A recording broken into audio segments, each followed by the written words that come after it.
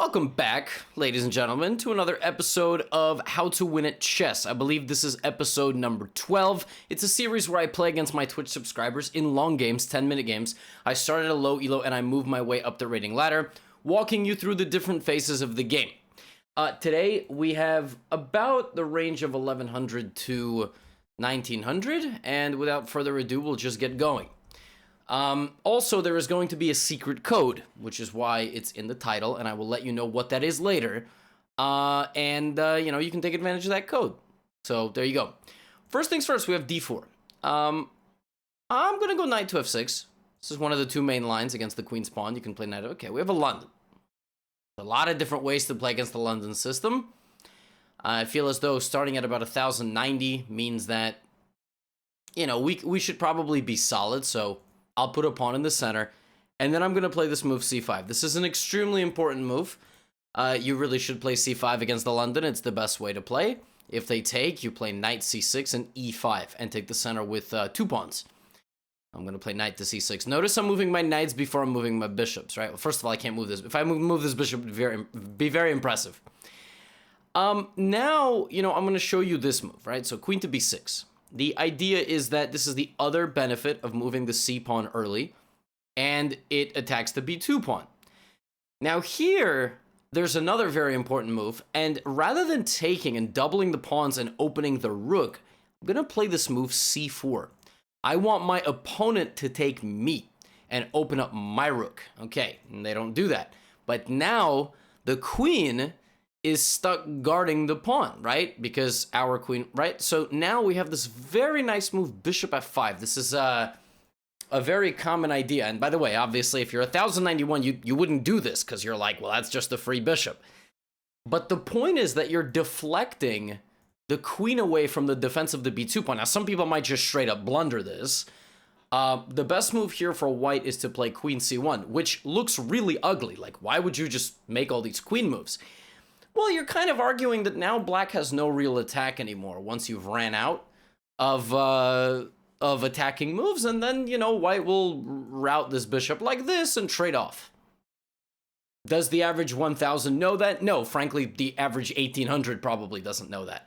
But my opponent does play queen c1. Now, by the way, in a previous episode, somebody said that people were stream sniping. I'm recording offline. No one can hear me, okay? Except, you know, the FBI, which has bugged my house, and you know, me. I'm the only person who can hear. So, now e6. So first of all, we get connect 4. And now I will also play h6 at some point. I think this is always a very useful move, because it's just good to have a getaway for this bishop, so this bishop won't ever come into fire from this knight. Always a useful move. And then I'll play probably bishop to e7 next, I would imagine. Yep. And I need to move my queen. At some point, I need to get out so my pawn can go to b5 and I can kind of control everything. Castling seems very natural. I can also not castle and just begin like a pawn attack, but that seems a bit too dangerous. I want to teach you guys at least more or less good principles. And now my opponent should play knight d2, which is exactly what happens. We have a very close position. So in any close position, first of all, what even is a close position? And close positions mean there's a lot of pawns on the board. So we both have 8 pawns. It means that it's a big fence on both sides. You need to find the spots in the fence that can have a breaking point, right? So I'm going to play this rook move, which to the uninitiated looks frankly idiotic. It looks like it does nothing, but my rook is better than stuck behind my pawn. And if I ever take with my c pawn, my rook will open up. Opponent plays knight to e5, offering a trade.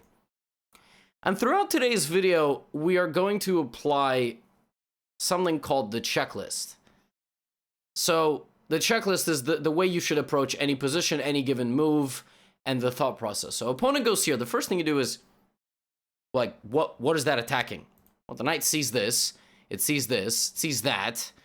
The only thing it's really threatening to take is the knight, but then we just take back. It's not threatening any empty square because we're covered. And now the question is, you know, checks, captures, attacks. In that order is the way you should think about the position. And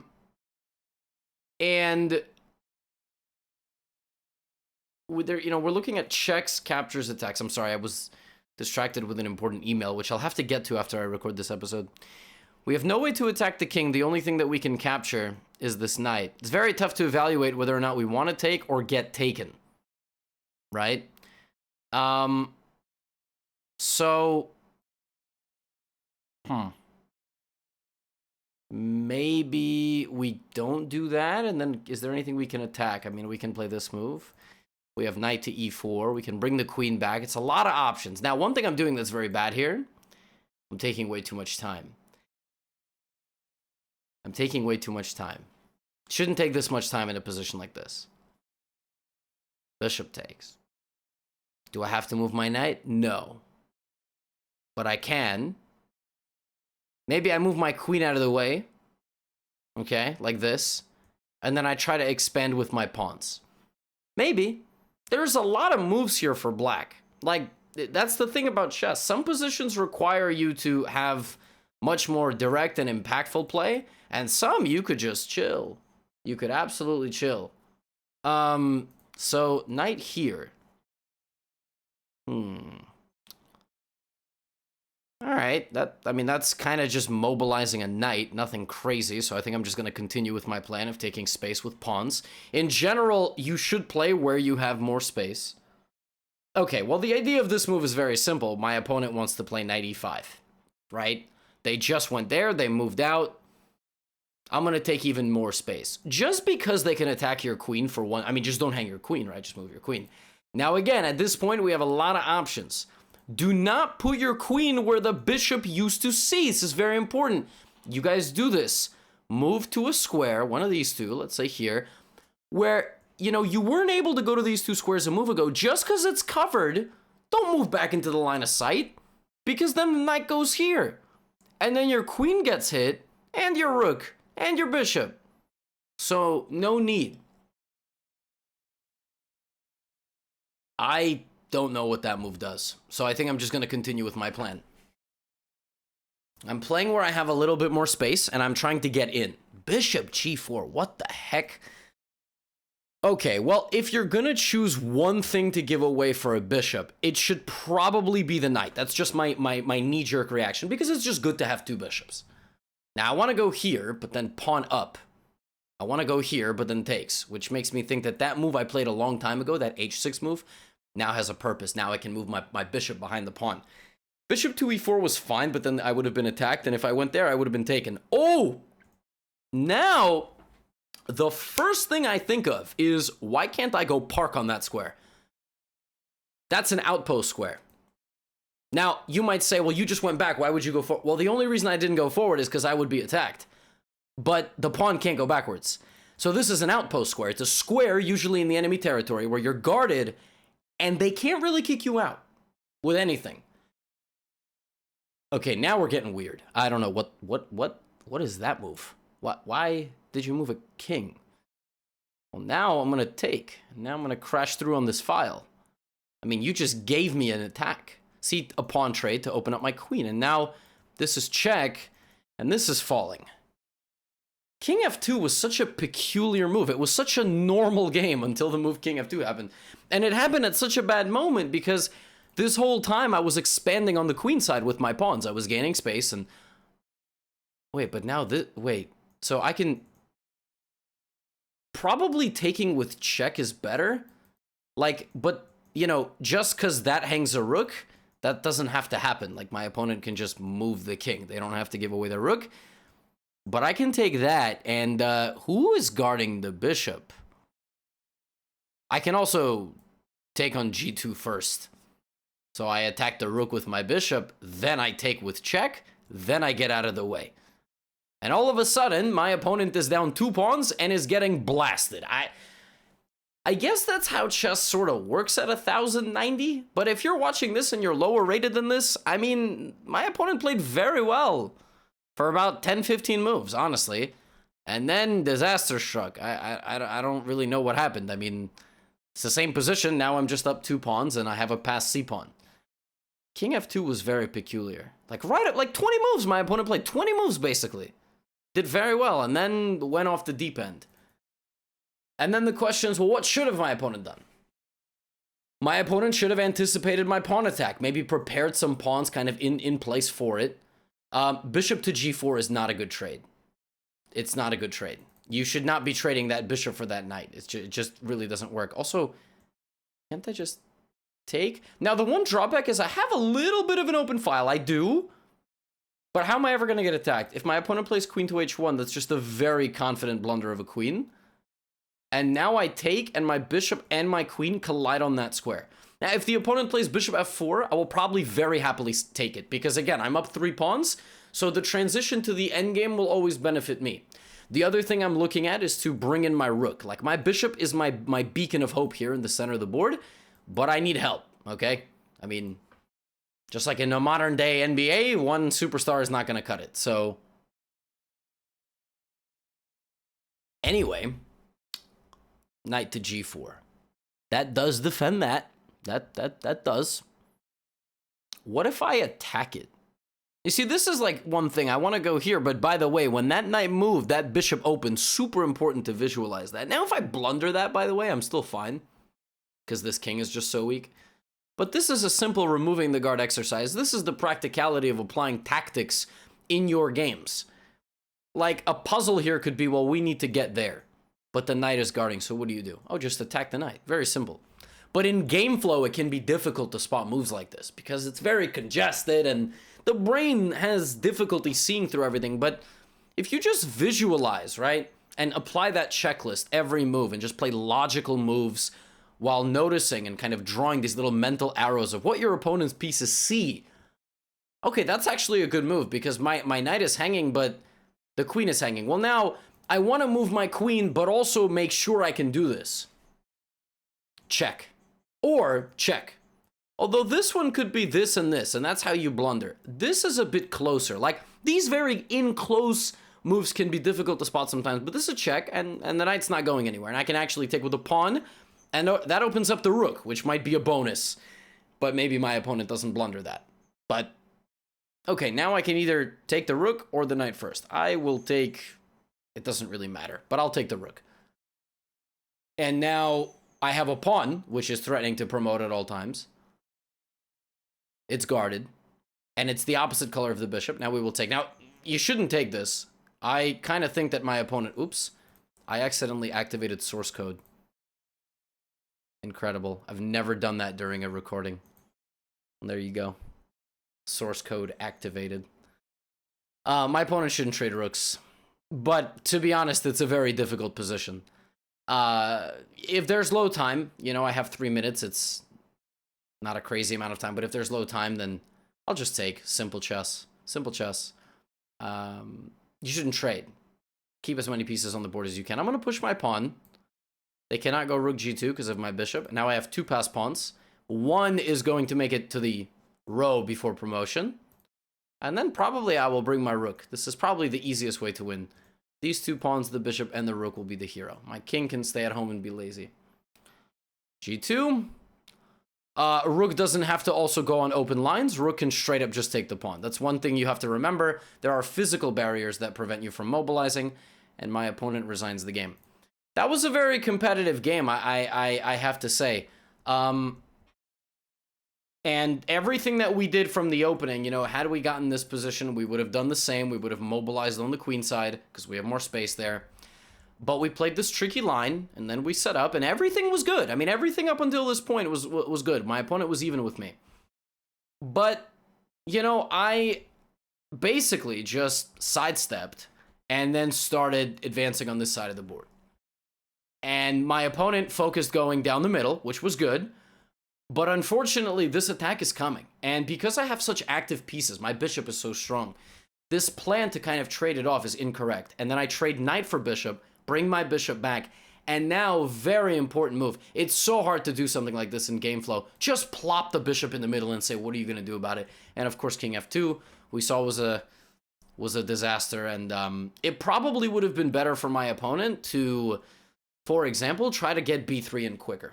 Try to just attack on this side of the board, even with the kind of maybe scary looking danger of my rook here. You gotta get rid of my bind. You have to activate your pieces a little bit, because if you get dominated spatially, it can be very hard to fight back, and that's kind of what we saw. Anyway, we're gonna go to game number 2.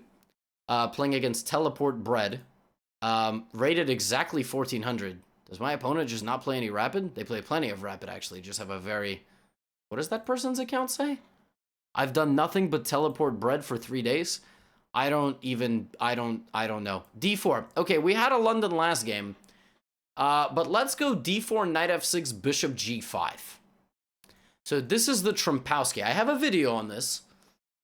It's also in my D4 course. G6, interesting. Okay, so clearly guy wants to play either like a King's Indian, and the whole point of playing the Trompowsky against the setup like this is you double your opponent's pawns, and then you put a lot of your pawns on dark squares. You'll notice how I'm setting up here. I have a ton of things on dark squares because I've traded off my dark squared bishop. I will play knight e2, and then later I will play c4, and what that will do is activate my light squared bishop on the diagonal. So I'm just going to castle.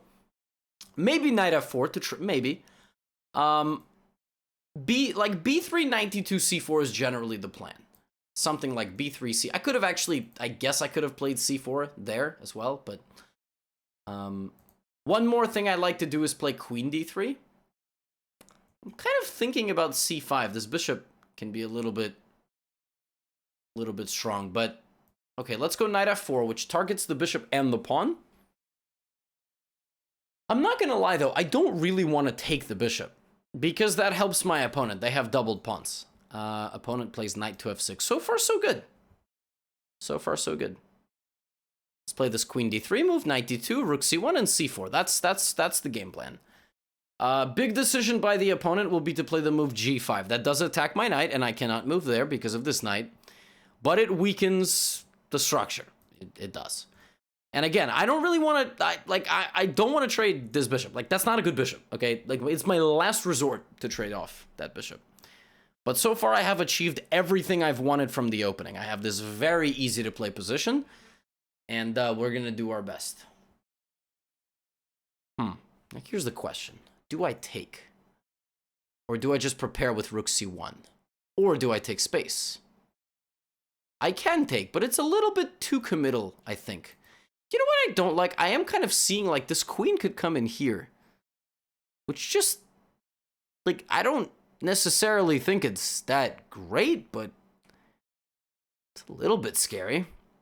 My knight is actually the piece that's the most out of place now. I almost want my knight here. I moved it here to prepare the move c4, but now I like it mildly less. I think what I'm gonna do is move my knight into the middle, or to g5. For a move, I block my bishop, but the danger of moving my rook is that this can be, you know, and again, chess is all about anticipating. Whoa, what was it? My opponent just played rook b8 and rook c. What the heck is, what?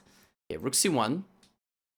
For example, queen a3, maybe rook c2. Just kind of try to play simple chess. Guard the pawn. But chess is all about anticipating what the opponent can do. And again, it's a close position. 8 pawns per side, so the hot spot is this pawn. Whoa, that's bad. That was a big blunder. I said that move g5 might happen a move ago, but that's just a 1-pawn blunder. And, well, now I'm going to teach you how to capitalize on a mistake. Now, just because you took once does not mean you have to take again, unless you have a tangible reason. Okay? If knight takes, pawn takes, knight g6. Very tough to visualize that, but that pawn is moving to e6 like this. Knights hitting the same target are very tricky, because then you can zig and zag in and out, right? And now knight takes f8. And now it will be very much in our favor to open the position, because we are trying to get into an endgame. If cd5, the file is open. If ed5, we stop guarding f5, and now we take this pawn. Now we have a rook and 2 pawns. So it was very good, just a 1-move blunder.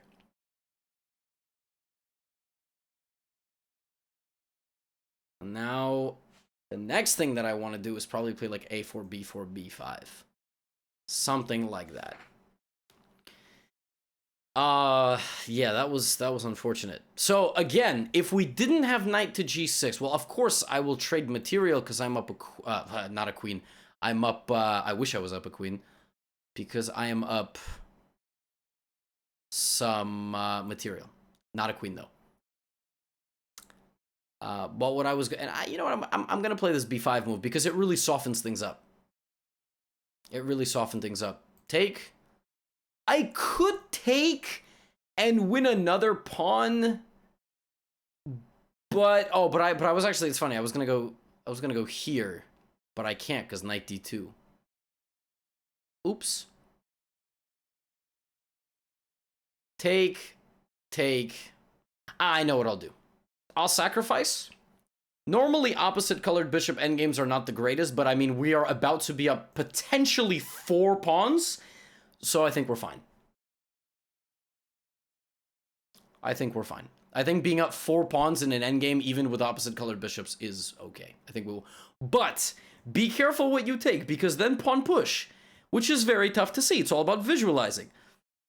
So I think the best move in this position is probably just rook takes c4, and just suck it up, just only be up 3 pawns instead of 4. We don't want to allow any pass pawns, yeah? And now we can go d5, this is protected. Only thing we need to be careful about now is number 1, our time, and number 2, our king. So, I will go rook c6, offering a trade of rooks. Of course, you know, my opponent might think opposite colored bishops is a draw, but not when you're down 3 pawns. Right, so now we will take. And they have a reputation of being drawish endgames because you can make a blockade. In this case, there is no blockade possible. 3-on-1. So I will just push my pawns and create a 2-on-0, like with g4, for example. This is my next move, so 2-on-0, but technically it's 3-on-0, right? And now we will push. And there is no blockade possible, so I will now give a check. Now the king is forced back. I'll play king g4 and f5. And slowly but surely, we will march everybody up the board, and we are going to be victorious. Let's bring you back, because I want to give check here and... No rush. Bishop to d3. f6, king f5, like this. Just very slowly. And we're not worried about a sacrifice. Very rarely you need to worry about a sacrifice in this case. Check. In some cases a sacrifice will get a draw, but because we have 3 pawns, it's not going to matter. d6. One of these 3 will be the chosen one.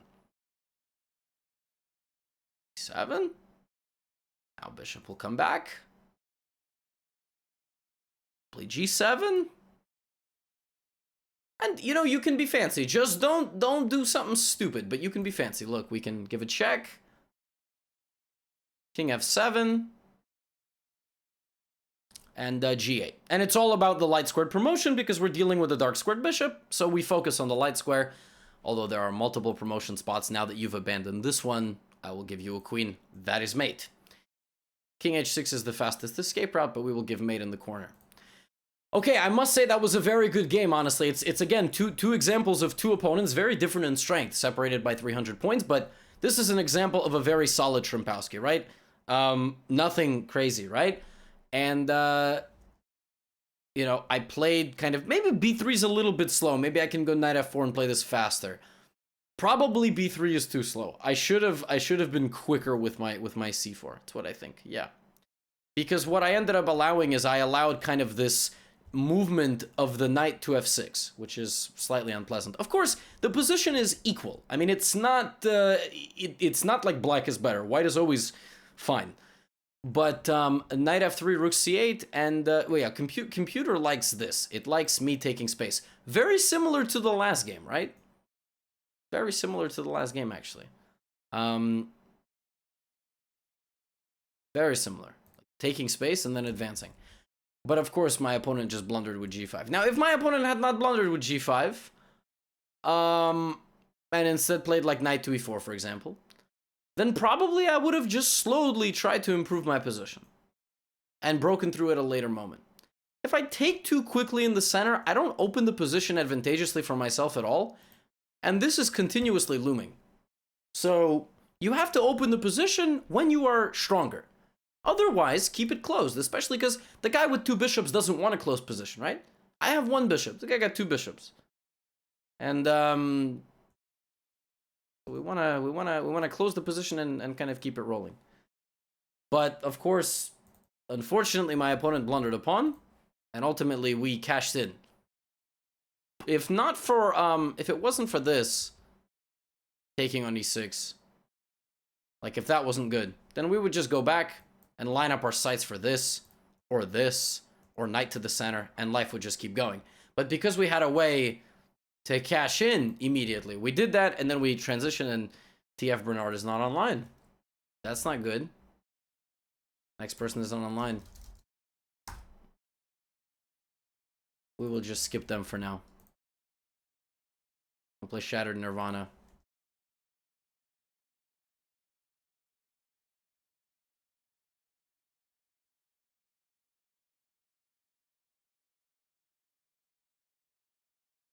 Okay. E4, Caro-Kann. One of my favorites. E4, C6, D4, D5. I apologize for being silent.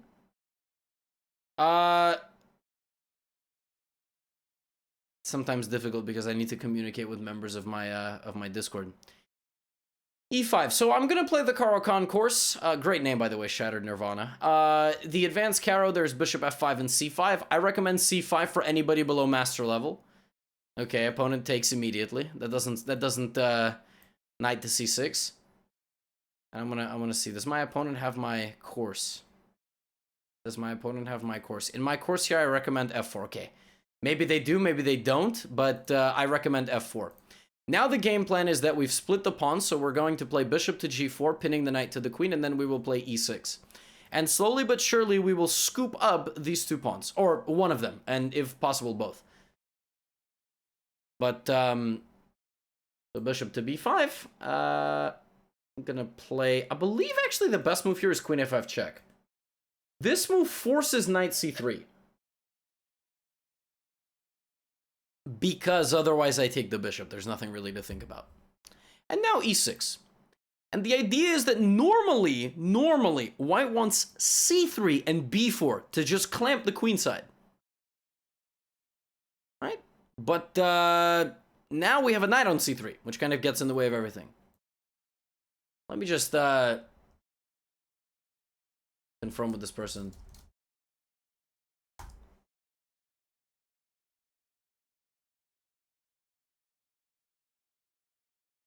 All right. I made a typo.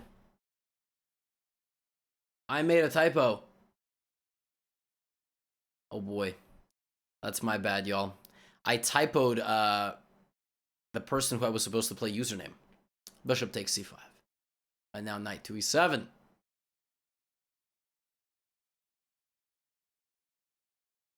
So now we've won our pawn back. Our queen is maintaining a little bit of queenside pressure. This is something you will face a lot in the Caro-Kann, this trade. Don't be worried. Now we have the light squared bishop. Sometimes we take when prompted to kind of dislodge the e-pawn. But we can also just rotate back now that we are the only ones with the light squared bishop. Bishop G5. Okay, that in no, like, the first thing I'm thinking about is just attacking the bishop, then it's just gonna go back. And then I have to make a very difficult decision. Do I play G5? At the same time, I can just play 97? Right? There's 97. So, with two pieces like this, you need to anticipate A3, B4. Like, you have to be proactive. In chess, you need to deal a lot less with problems that arise because you just weren't paying attention. You need to deal proactively. That's how the best players do it. So I'm going to leave the door open for my opponent. I'm going to kick out this bishop, actually. I will. I'm going to leave the door open for my opponent to find this. It's an annoying plan because I've got to get out. Like, I can't let you do that. And frankly, oh, very nice. Which is one of the reasons I wanted to kick out the bishop. Because the bishop targeted my knight. And my bishop would have been stuck guarding my knight. Oh my god, what is that arrow drawing?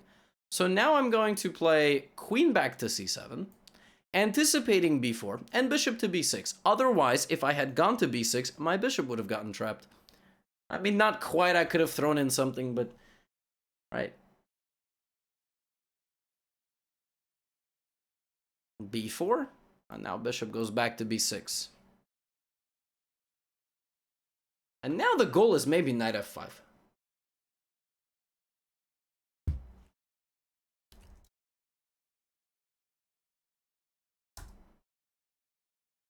Let me just let the next person know.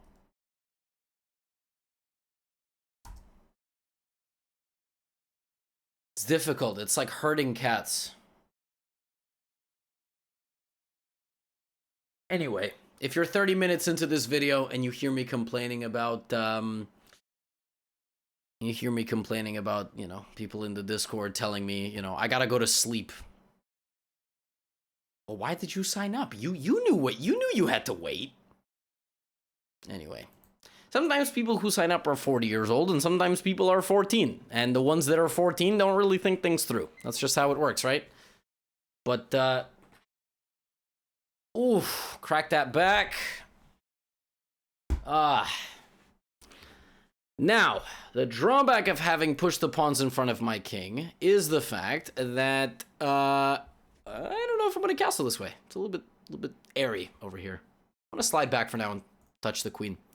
Make it decide where to move. Gonna kick it out. Because I'm not pinning it anymore, so my bishop is pretty useless there. Now, is this position open or closed? Pretty closed. It's not as many pawns as we've had. It's not 8-8. It's 7-7. But it's still a very close position. However, it's knights versus pointy hats. And I have to anticipate moves like knight to d4, which are pretty annoying. I really don't know where to castle. I'm not gonna lie. I mean, this is a very hard position to play. I might play the move c5, but I don't like knight b5. You see that? So maybe I play a6, stopping knight to b5, and then enabling the move c5. Now, again, knight d4 is the best move, but I don't take, because then I isolate bishop, well, this bishop for this knight.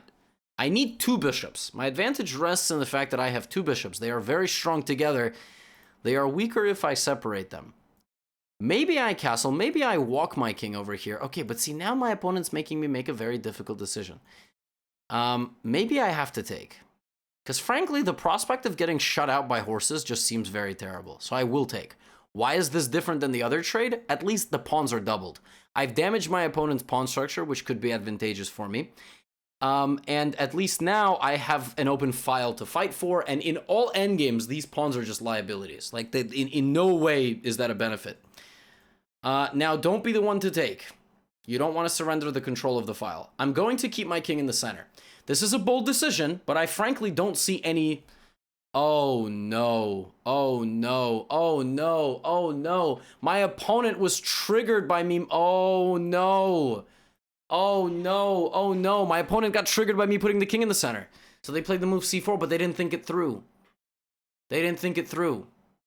Because to be honest, even if the rook wasn't hanging, there's no breakthrough. You know what I mean? Like, you're not getting in because I'm defended. So this was a snap move. If you actually go back and check the timestamps, after I move my king into the center, I guarantee my opponent played that move in like 2 seconds. And those are the moves that kill us. Sometimes you can play an auto recapture, but not in this case. Queen to c1. I think I'm gonna bring my rook. I feel like my rook hasn't played yet, and then we will try to attack on the first rank. I feel bad, you know, because it's a high level game, you know. This is a strong opponent, and it's just a one mover, and that happens. Probably pawn c6 is on the cards. If I take c6, king c7, bring the bishop back, c6. It's not over. Like, I must say, I'm gonna take this pawn, and then I think my king is gonna have to be brave.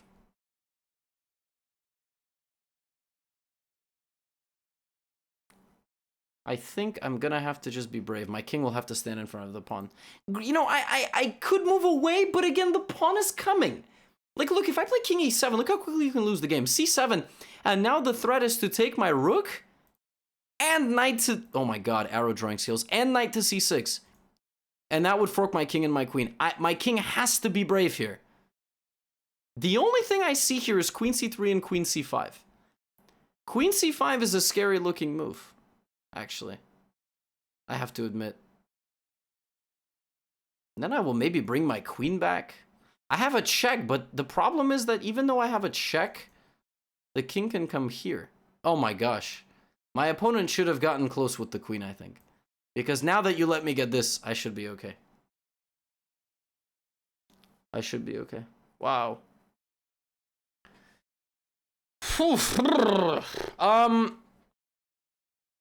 E5. Please don't go here. My bishop from the back will take you. But to be honest, it's over anyway, because now I will take this pawn, and once you lose that, it's all over. This knight has no activity anymore. Man, queen c5 was dangerous looking. I'm actually going to do this. I want to take the knight and also play rook b1. And this, I think, forces the knight to go back. The more I can get my opponent to get out of my face with the horse, the better. I gotta look at queen c5. That was spooky looking, that move. I also think it's about time that I gave you the secret code. So if you make it this far in the video, well, I guess you just made it. I said that like 5 minutes ago. So if you made it 5 minutes beyond that point, congratulations. You can take 75% off a course on the Gothamchess website. Just one, not the entire store. I feel like that would be a little bit crazy. If you use the code WINATCHESS. Don't tell anybody. Just go do it yourself. It's also going to be a limited amount of them. I won't tell you how many. Also, wait. Queen e2. What is the idea? You want my pawn. No. And you know what I'm going to do? If the queen goes to the back rank, I'm just going to go in with the rook. It's technically losing a rook, but it's simplifying. And then I kill all the play. Right, rook to b1. And now if the knight takes, the queen takes. And it's a lot easier to play just a bishop up endgame, right? So sometimes we need to be practical even if we're losing material. Because the truth is it's so much simpler to play this position than it is a position with queen and knight. So, pay attention. Now we come back. Now we push the pawns. Check. That's it. Check. Check. Promote. And I guess we can bring the king. There's a few ways of converting this kind of position, but just don't stalemate. Always make sure your opponent has a legal move. Take whatever they give you. They still have this, and they can push the pawn. Check. And again, maybe the easiest thing to do, just get the bishop out of there. The bishop will control some random squares. Just mate with king and queen. It's by far the simplest thing to do. King is on the back rank, and that's it. And that's mate. Oh, that's mate. One thing I did want to analyze, though, is this move king, queen c5. It's losing, but I need to be careful. Like, I have to play this move, allow a check, drop the king back. Like, it's kind of dangerous, you know? I have to monitor, and then I need to kick the knight out finally. But it, you know, it was a game. We had an advantage from the opening. So, you know, we played this, we did everything right, we played our opening correctly, and around here we kind of, like, we left theory. And if you're an intermediate watching this, at every point in your games, you're going to leave your opening. You're going to leave the opening that you know. Oh my gosh. I might have to sneeze again. You're going to leave the opening that you know. And at that point, it's about adapting. And the computer absolutely hates this plan that I went on. Oh, wait, no, it doesn't.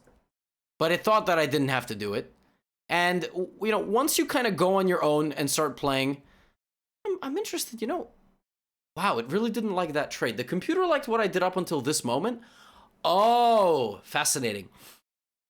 The computer does not think this trade is good. It actually thinks that I should take this and isolate the bishop and just go to trap it. Oh, that's very interesting. So I just went for the two bishops concept, but I should have instead taken on f3 and then played h5. That's very interesting. It's about isolating your opponent's worst place pieces. I have dominant pieces. My knight and bishop are much better than my opponent's knight and bishop. Very interesting. And then as the game developed, knight to c5, this trade, rook b8 and king d7, and I'm slightly worse, for sure, probably due to my king's positioning. But, of course, the one-move blunder was a shame. Okay. Next person. Here we go. Let's play e4. Playing Akshay from India. 1800 Blitz. e4, e5. Going to play my Vienna system. You can use that 75% off code. f4. Vienna Gambit. d5. Mainline Vienna Gambit. Okay. This is chapter 1. And then on this move, I'm going to play this move, queen to f3. Knight takes c3. B takes c3. Now we're going to play d4. So far, we're well within our preparation. Bishop to e7 is not the best move. It's better for my opponent to fight for the center quickly.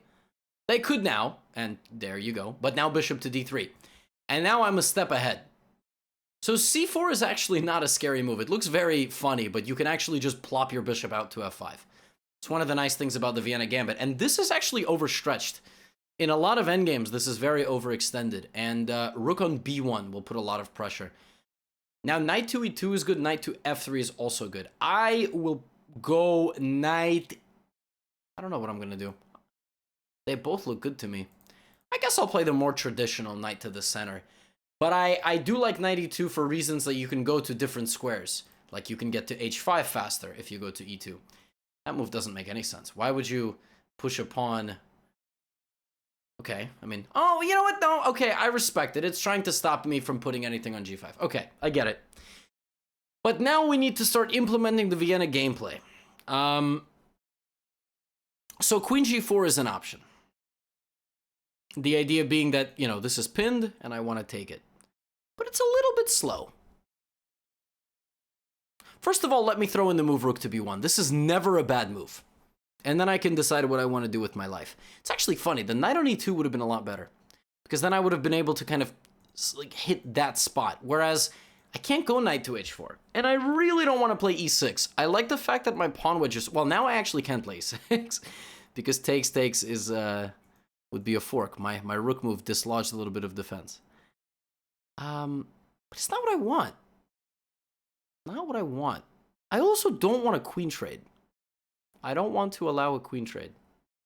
I want a lot of things, ladies and gentlemen, but I can't achieve all of them. So let me play queen g4, which threatens the move bishop takes h6. I expect one of these two moves. Of course, right? Maybe I will just develop and slow play. You know, just double my rooks on the f-file. But part of me just wants to go for a knockout punch. Let's play queen h5. The idea being that bishop takes h6 is a big threat. Pawn takes, queen takes, hits the knight and the king. Not to mention just the overall, you know, situation of having your king shredded open. King h7 looks like the only move. And then I will either play g4 or h4 and just go. Just go. At that point, the sacrifice probably doesn't work. Nothing there. I can't really... With the king there. So I need to go g4, g5, or h4 to kind of occupy that g5 square with another something. With another something. I'm fascinated my opponent is thinking here. I'm not going to lie to you because there is no other move. Like, you cannot play anything else. If... no, f5 doesn't work. f6 is a drastic weakening of the light squares. You have to go king h7. You cannot play g6 because, of course, I just take. Must play king h7. I don't know. I mean, this just looks very decent for white. And, not to mention, I have lingering pressure on this pawn if I ever need it. Right now, it's protected. But that is one thing that I am thinking about. Again, we made a move like rook b1 because we had nothing to lose. It was a very basic improving move, which made our opponent play a move. Maybe not that move, but just a move in general. And we got a free improving move, like for nothing, right? Finally, king to h7 has been played. I'm going to play h4. Now, g6 does not trap the queen because this is terribly weak. I don't know what else my opponent can do. They cannot move the bishop at all. They cannot move the knight unless they go to a5, and I don't understand what that does. So they can move one of these three pieces. The f-pawn could move, but Again, f6 blocks everybody. It's not an awful move. I've seen worse moves in my life. Not a lot, but wait, wasn't the whole... Wait, see, this is what I don't understand. It feels like the entire purpose there was to... Okay. So bishop h6, gh6, queen h6. Hits the knight. Let's say the knight is guarded. Knight to g5. Threatens mate. Bishop takes. Queen takes check. And then we bring in the rook and that's game over? Yeah. And that is how you conduct an attack. You can sacrifice material if you have 2 more attacking pieces than they have defenders. In this case, they have no defenders. Like, they just simply don't. You can argue this bishop is a defender, but we have 1, 2, and 3. At the same time, we can always bring 4. You know?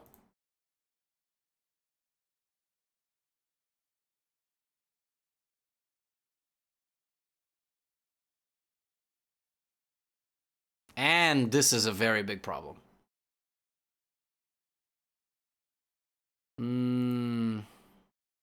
Okay, we can make a draw.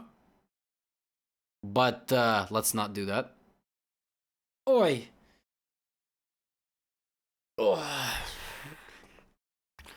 We can make a draw, but let's not do that. Surely there's a way to win this position. The first thing that I'm thinking about is some sort of knight jump. Same time, I also want to take. Same time, I also want to... Sacrificing the knight, there's probably nothing, right? I want to go h5 and knight h4. Maybe also push my pawn. See, the only thing that's holding me back from making this move is the fact that I don't want to activate pieces from, for my opponent, basically. Like, if I take, then they get active. So maybe I play a move like e6. e6 looks like it really cuts off my opponent's circulation. This is just a simple pawn push, but now there's no rook f7. This bishop cannot move. The knight has no route back, and if you attack my pawn, I just bring that rook, and now that rook glues it all shut. You don't need to kill them immediately, as much as you need to make it impossible to defend the position. Like, I need to move my knight, but not right away. I can wait. But having said that, maybe there is a bishop move, and then a queen move, and then they will cover, and we will play chess and see what happens. I don't think it's over just yet. I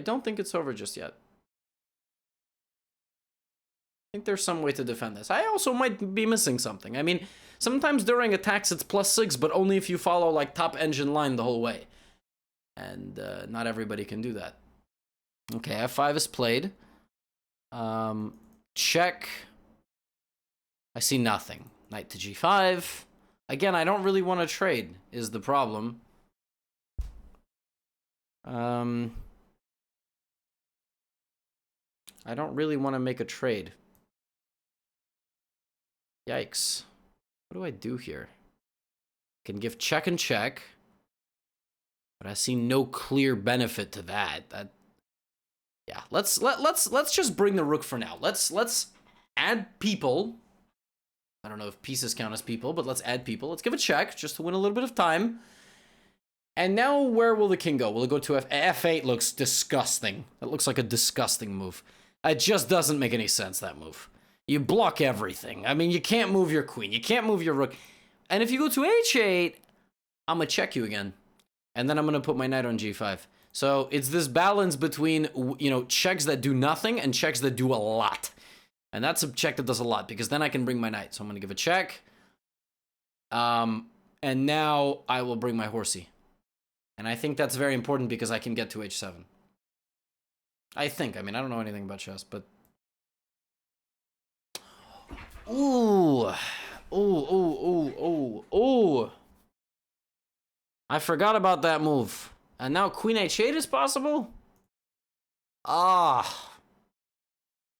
Oh, no. I think I have to give a check again. If rook g6, I will take on f5.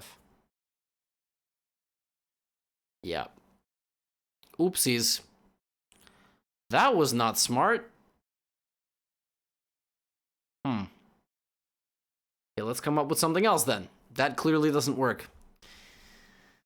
Ah. And queen f4 and knight g5, but seems like I've gone wrong. I can do this. I can trade knights, and then I could just bring my rook and win all the pawns. I'm not happy about it. I thought we could deliver a checkmate somehow, but a win is a win. A win is a win, you know? You can't really complain. Well, I haven't won yet, but I'm assuming that with this passed pawn and, you know, I'm only down 1 point of material. I have 1, 2, 3, 4, 5, 6, 7 pawns versus 5. So I have 2 extra pawns. You know, it ain't terrible.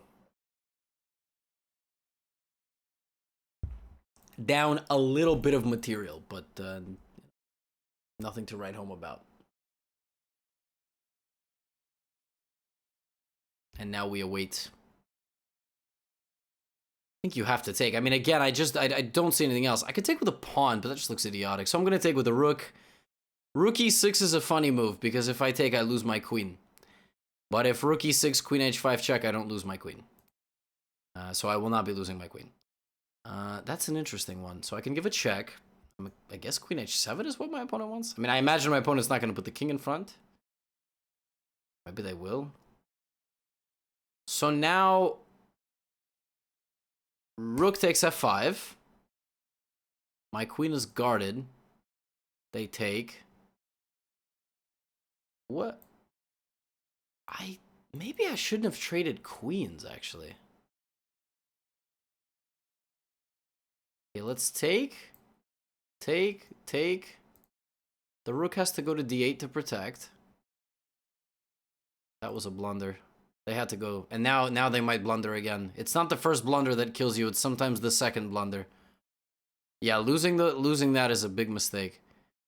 Man. I am 100% certain that when I sacrificed the piece I was winning. My instinct tells me. But I think I messed it up. I think I didn't play it correctly. Which happens. Your instinct tells you that it's good. The problem is that to actually convert it, you have to be precise, and you are not precise. But now I have a light squared block here. And I can push. And I have 4 passed pawns, actually. Hidden in all this, I have 4 passed pawns. I will bring my king, I will bring my pawn, and I don't fully understand what that move does. G3 take, rook g5, king f8, rook g3 take. So hold on. Here, check, king f8. Oh, there's something actually a lot simpler than that. I can just play e7. If bishop takes g3, I just have e7 and nobody can stop my pawn. Well, it's not interested anyway, but yeah, my pawns can just all walk up the board. Bang, bang, bang, and then I can guard everybody. It was an interesting game. It was a nice example of how to transition an attack into an endgame. I think that's a little bit... something a little bit underappreciated. Like, you know, people think that you need to just go deliver checkmates when you attack. It's not always the case. Now we play e7 and my pawn cannot be stopped. It's a tough game. Tough game. I gotta analyze that. I am certain it was winning. I'm certain that attack was correct, but and it came out of a Vienna Gambit available with the e4 course. Go get that 75% off. But yeah, certainly we had something better.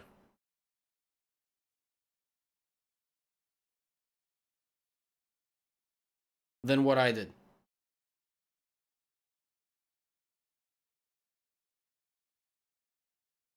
Gotta get the next game ready.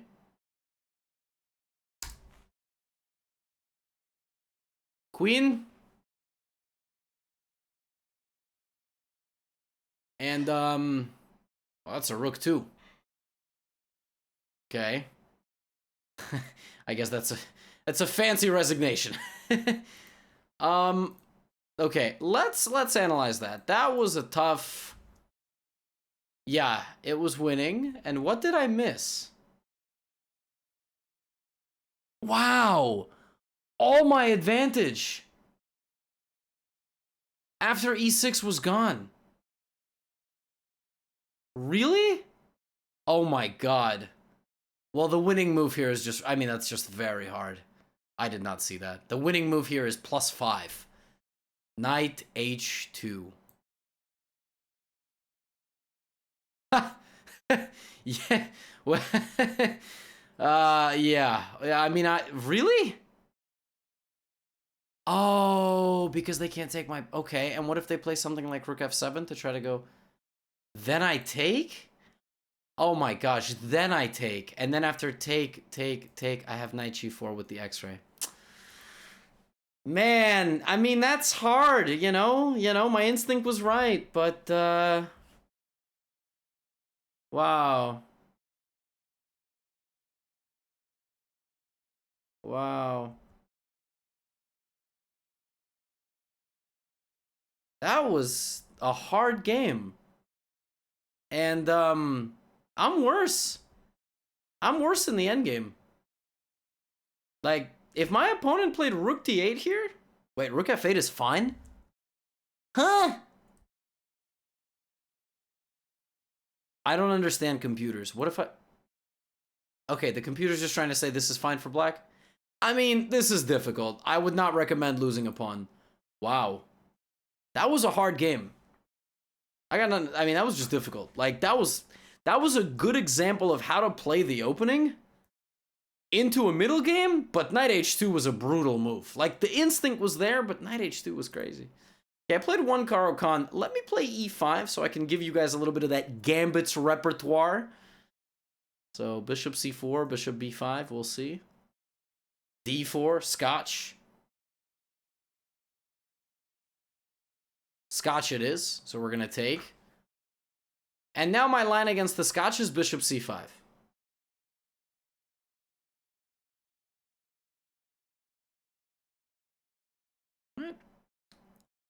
Knight takes c6.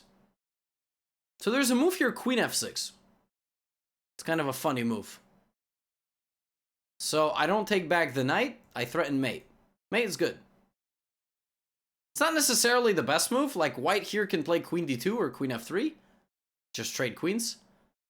And then we have an endgame. But it's a tricky move, it might confuse people, like somebody might like completely lose their mind, basically. Queen f3 it is.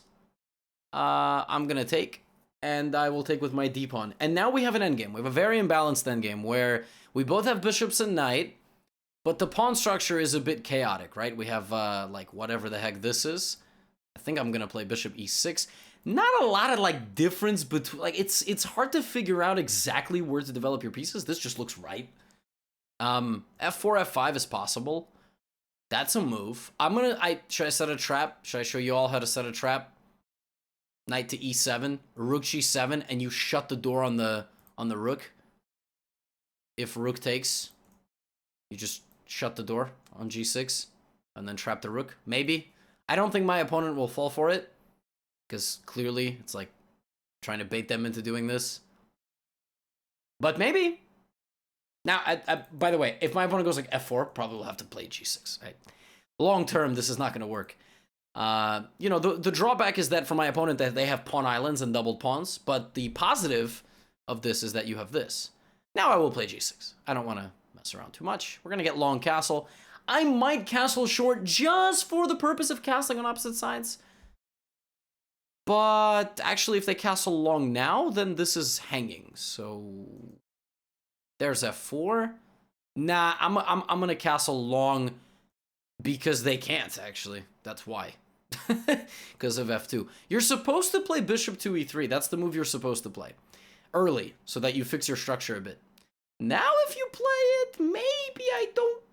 Okay, well, they just hung a pawn. That's bad. Now I will go back. Now I'm a pawn up. Very important not to forget what you used to protect when you make moves. Big mistake people make. Bishop d4 is possible. I see no real reason why I don't just go all the way back.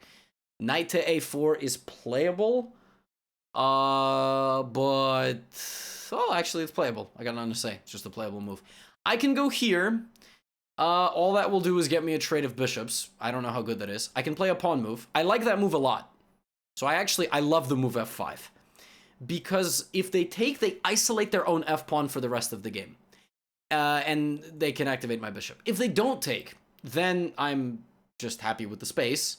Maybe I take them. And if they push, now my bishop is super strong, and this is just an endgame liability. Like, that pawn I'm just gonna get to in the future. Not right away, but in the future. Let's trade knights. I'm up a pawn. I might as well trade knights and improve my position. I will take with the bishop, probably. Although, I could take with my pawn. Pawn keeps the position closed. It closes down the d-file, but it undoubles my structure. So there is merit to taking with the pawns. There is some merit taking with the rook, but bishop c4 comes, and I'm not sure I want to lose material. You know, it's how to win at chess, not how to just recreationally lose a rook for a bishop with 0 gain. That aside. Yeah, the blunder on f2 was no good. That was suboptimal. I think I'm going to take with the bishop. I like the long-term prospect of having the d-file. It's a bishop versus bishop game. So far today, we've had bishops versus knights. We've had a lot of different imbalances. Oh, no! No! And the only way you spawn this is just checks, captures, attacks. Like, that's the only check we have. The only capture we have is, well, that, which is no good, and attacks. And attack starts with, can I attack a queen? There are none on the board. And can I attack the rooks? And we just x-ray the rooks. And, like, these one-move blunders just appear in games. You know, you guys might be watching this, you know, an hour into this episode. Like, how does he make it look so easy? It's in your games too. You're just not spotting it. That's what a lot of y'all don't realize. This is all there. It's all there. It's just, it's there for the taking. Also, we don't need to take because the rooks haven't moved. So, once one of them moves, they still haven't moved. Well, now I will take this pawn. And now this is very easily winning because, again, the benefit of not having closed the center is we have the laser beams. Rook to e4. And, I can probably take, but there is literally 0 need to do that. Let's just go here, and we will trade some pieces and make it rook versus bishop. So, if bishop takes, I will play this Zwischenzug. I will take on d1. Check. Take. It's rook versus bishop. I have extra pawns. Bang, bang. Bang, bang. Scoop, scoop, scoop. Like we're at an ice cream shop. Rook h3, rook h2, and we're very happy.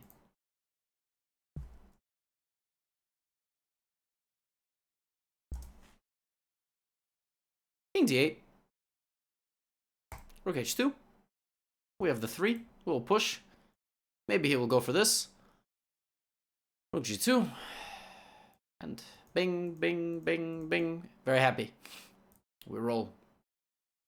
I'm going to be stubborn. If the king comes close, I'm not going to let it in. Just going to be annoying. Actually, you know what I'll do? If the king gets close, I'm going to checkmate the king in the center. To show you all, you don't need queens. That's only if the king comes here. Then I will kind of lock it out and try to checkmate it. I'll try to weave a mating net around the king. We'll see if it's possible. It did not come closer, so we will just push the pawn. Rook to g4 continues to defend and cuts off the king from getting over there. Now the game is over. I could pre-move, but maybe they played this. But this is a very safe pre-move. And, h2. h1. Check. Ladder mate time. Check. Here. Check. Here. Check. Here. We can probably pre-move it, but I'm not sure which way my opponent is going to go. Actually, king c3, that's mate in 1. Stupid guy. This is mate in 1. It's trying to do all this zigzag fancy stuff. It was an interesting game. You know, my Gambits course has the scotch like with this, which would have been a main line. I would have played queen f6, c3, knight e7, and then I would have played like something like with d6 and b6. But they played knight c6, so we had to play an endgame. And we didn't do anything complex. We developed some pieces, we castled, and then they hung a pawn. Like, this is a 1500 we're talking about. These blunders happen. These people do make these blunders. I promise they make these blunders. It's just there for the taking. Now, we're going to end with Frosty. Now, Frosty's a very good player. I've played Frosty many times. Frosty's 2000, 2100 blitz. Plays a lot of games, wins a lot of games, loses a lot of games. Guys played many, many games. Man, I don't know what to do against Frosty. I'm not gonna lie. I think I'm gonna play the Caro-Kann. I think I need to go to something that I know very well. Let's play D5. He plays this one. So the line here that I like after queen, there's a lot of lines. Okay, let's just be honest with ourselves. There's D4, knight E4, knight F6, which is a good line, and then after bishop to C4, you can play like knight D7, for example. I've played him a few times, and there's a trick like D4 bishop C4 is kind of the point. There's a few ways of playing this position. I'm gonna take. I'm going to take, and then I'm going to play knight F6. Standard. But let's say you forget. Like, let's just say you forget what you're supposed to play. And you have to make things up. Well, you don't know what to do. First of all, knight D7 is obviously always a safe bet in these positions. But let's say you go E6. And you get your slightly worse position. It's slightly worse because you're passive. This bishop is just blocking everything. So bishop to E7. Castles. Play knight D7. We need to be solid, but we're very passive, right? So now I might play this move A5. The idea of the move A5 is that I want to go B5, bishop B3, and A4. My opponent refuses to acknowledge my move, because I guess they are relying on this move. So now I will also just castle. And I think White's point in these positions is that you can line up everything this way.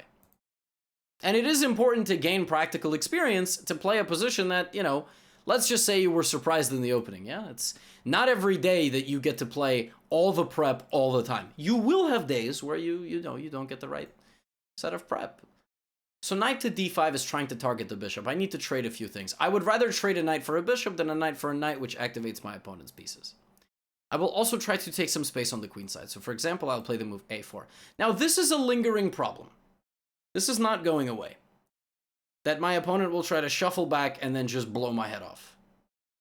What can I do? But I will try to soften up the queen side a little bit with moves like b5 and a3. But it's, you know, it's still a game. And my opponent is also doing a good job playing fast. Not just playing good moves, but also playing them quickly. So let's play the move b5. Here comes bishop to d3. Now I have a big question. Do I want to play bishop to a6? First of all, there's no check, right? Like, nothing is winning here for my opponent. f5 looks interesting. Knight f6 looks interesting. Even a solid move like h6, which stops, just lunges forward, could not be bad. Knight to f4. I want to play knight f6. It seems solid. They can take. I can take. They can take. I can take. That looks good. They can also try to play knight to h5.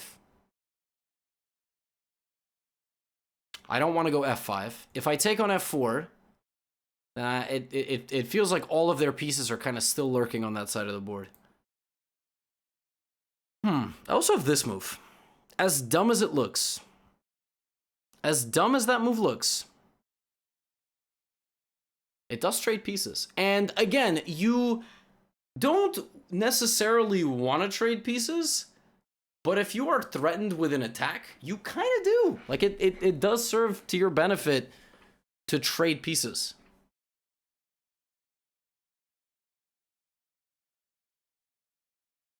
If I can get rid of this, and maybe this, then the attack will be softened up. And then my queenside shenanigans will pay off. Having said that, taking is very dangerous for me. Because f takes g3 will open up the rook. And I really don't like that. I'm really not a fan. So I'm waiting for my opponent to make a decision first. At least, me not being a fan doesn't mean that it's good. It just means that it might be mildly unpleasant. It looks, I don't know, a bit scary. But for now, we're just going to let our opponent think. I feel very fresh. The good thing is I feel fresh. Usually at the end of these recordings, I'm a bit tired, but it's been like an hour and 10 minutes, and I still feel pretty fresh. Kind of want food. You guys want food? Can I order some tacos? Okay, rook e1 completely negates the danger I thought I was in, actually, because now fg3 does not come with anything. Okay, queen g3. Knight f4 is a thing. Knight h5 is a thing. I think I will just take. I see no reason not to. Now I'm worse. I am 100% worse. My bishop is awful, which is one of the benefits of playing some of these offbeat systems against Caro-Kann players, is that you can absolutely catch people off guard.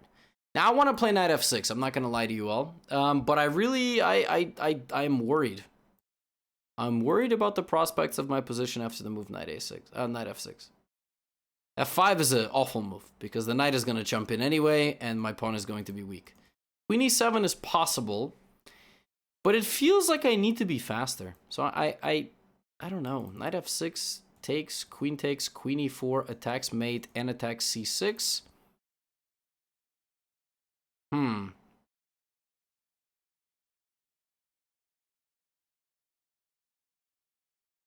It's like queen e7.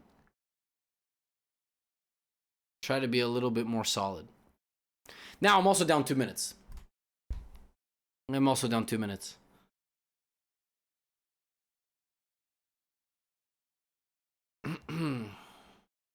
So we will see what happens. I think my opponent's best plan is maybe to move the rook up and over.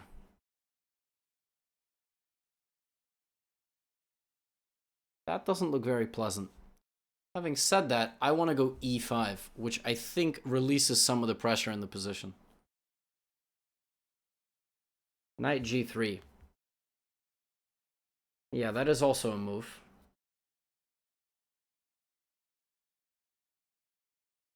Threatening this and this. Queen f6, queen e4, g6.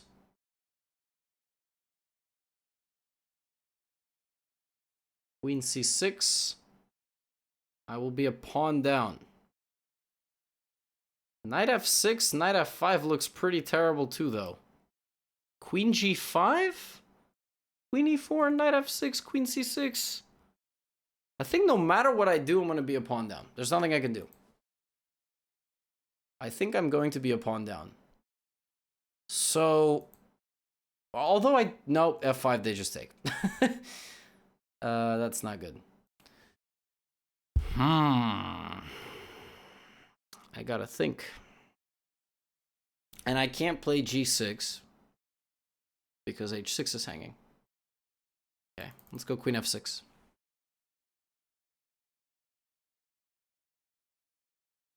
I think I need to speed things up. Here comes g6. Rook to b8. I'm going to try to offset the fact that I have a bad position out of this very annoying Caro-Kann variation by playing quickly. Frankly, there's nothing else that I can do. I'm going to try to give practical opportunities to beat up my opponent's side of the board.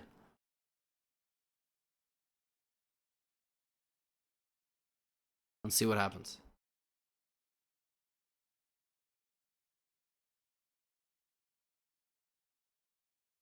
Anyway, Frosty's very good. It's very difficult to play Frosty. I'm constantly struggling whenever we play against each other.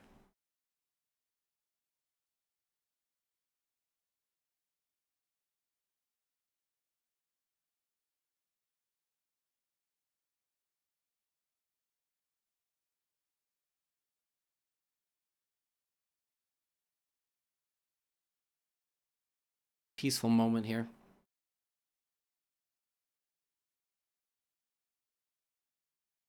Always forget there's no background noise for these episodes. So there's no music or anything. It's just silence. I should put some beats. I don't have any like audio library stuff. I should find some non-copyrighted beats that I could just play in the background.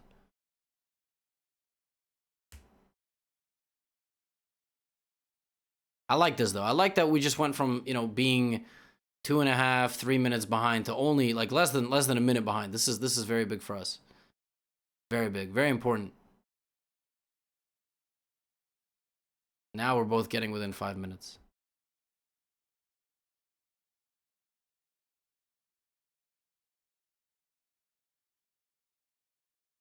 Just thinking knight to e4 is an interesting move. What my opponent's thinking about? I guess my opponent is trying to calculate whether bishop takes b5 is a good move. Well, I don't know. But my opponent's been thinking for nearly 3 minutes. Okay, that's good. That's very good for me, actually. I guess the nerves are getting to my opponent. Yes! Yes! Very, very good. Okay, they went back. They went back. Very good. Okay. We need to up the speed. So bishop to b7. Here we go. We need to up the speed. Gotta play moves that look natural and don't just lose on the spot. And hope for the best. And you know, the chess. You know, the higher beings of chess will guide the rest of the way. King to h7. Bishop b5 is a move, and I just completely forgot about it because I forgot that it attacks my knight. Okay, fantastic. So I'm down 2 pawns. That's good. Just very cleanly down 2 pawns. Play a3, try to soften up the structure. Play knight d5, hitting the queen. Queen will go to d2 probably. And we'll play rook c8. Knight to e4 counterattacks my queen. Queen f4 is a move. I think I'll go back to d8. Knight to c5. Bishop to a8.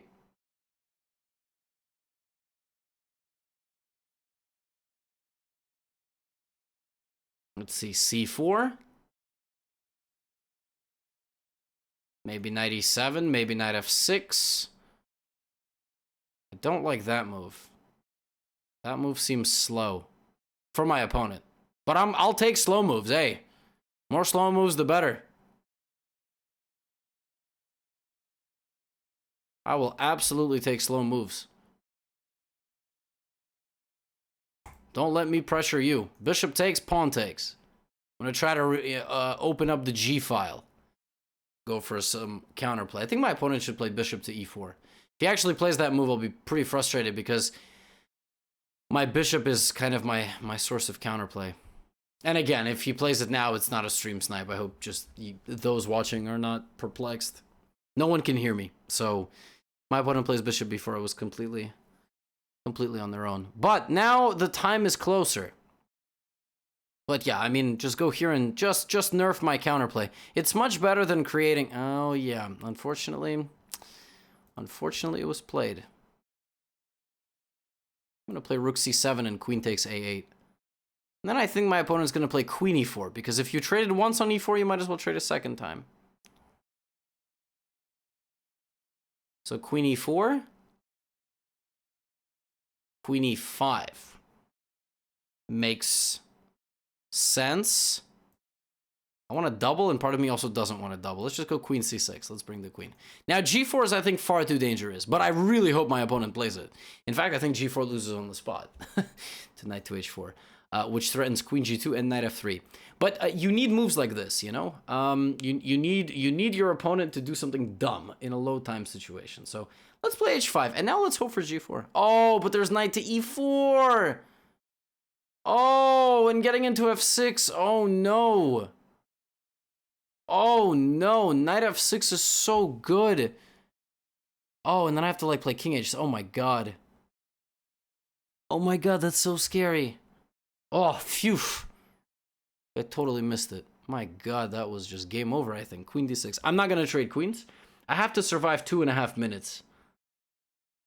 Man. This is very bad.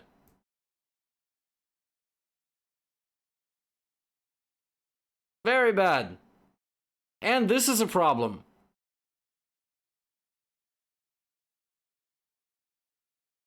And the fact that my rook is just in the line of sight of the... Blah. What is that move? Okay, I don't understand chess. What is queen to h2?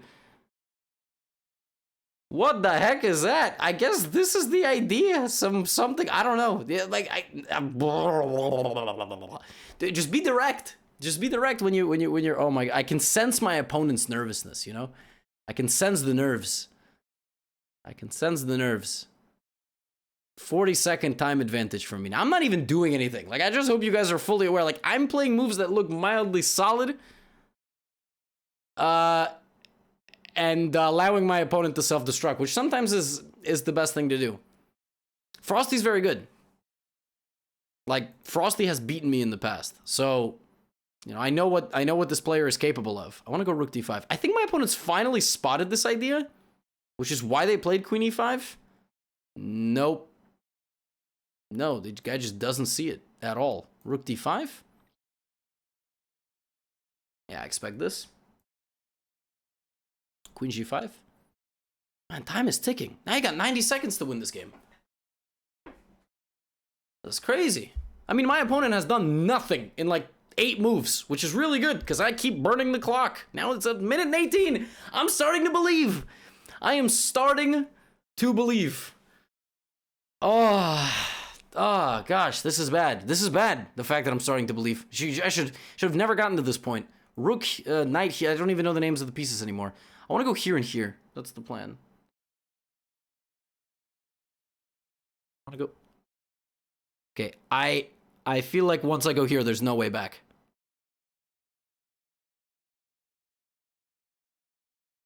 Oh my god, was there rook e3? There was rook e3. Wow, this is like one of the worst games I've ever played. I'm not gonna lie. I think knight f3 just wins in an exchange, so I'm gonna play it. If pawn takes, then, well, it can't.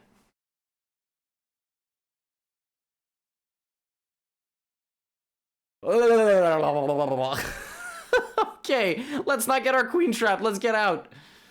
Oh my god. Guys, I'm had to almost lose at chess. All right, this is why you watch till the end. And I had the audacity to sell you my courses in this episode too. Not sell. You just get a big discount, but play moves because I'm nervous. That's why I'm shaking the move. Let's go h4 to stop the g-pawn from ever harassing me. And then I'll play like rook. Is that a fork? It's not quite a fork, you know, because then queen to g5. I'm gonna go queen c7. I'm gonna go queen c7.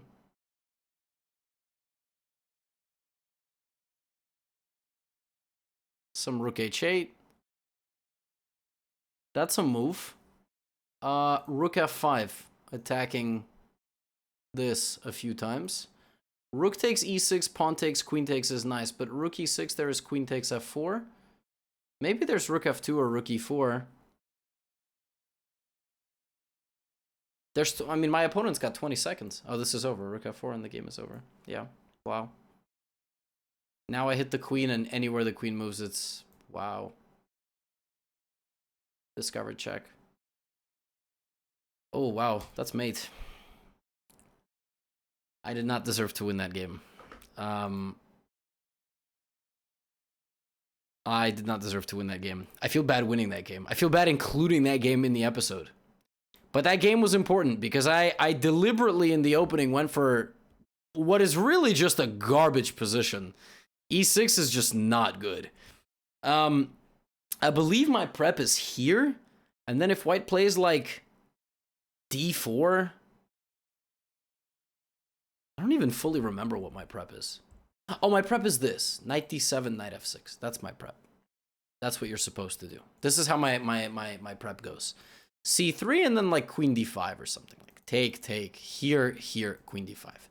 This is the preparation of my Caro Kann course. But I wanted to show how to play a position where you just get surprised in the opening. And I did a decent job. But then I went astray. I should have I should have played f5, and I saw this move, but I just thought it was a bit too crazy to play like this, but, well, the computer's on. Well, I mean, yeah, the computer, you know, wants me to push all my pawns, but, yeah, I saw this, but I just somehow didn't believe in it. And then I played too passively, and my opponent got a very nice position. I traded pieces, but, you know, it wasn't good enough. And then this was really good. The guy just really outplayed me for a big portion of the game. And then here, like, totally just froze up, like, did nothing. Frosty just did nothing. Like, here, for example, like, knight e4 to try to get in on the dark squares is... Oh my gosh. And then later, I just did something disastrous. Like, he should have just... I don't know, he just did nothing. Like, if you notice, my opponent just did nothing. Like, the last, like, 4 or 5 moves of the game. And then, oh my god, I just blundered this. So, anyway, if you've made it, you know, 85 minutes of this video, I'm very sorry you had to see that disaster. But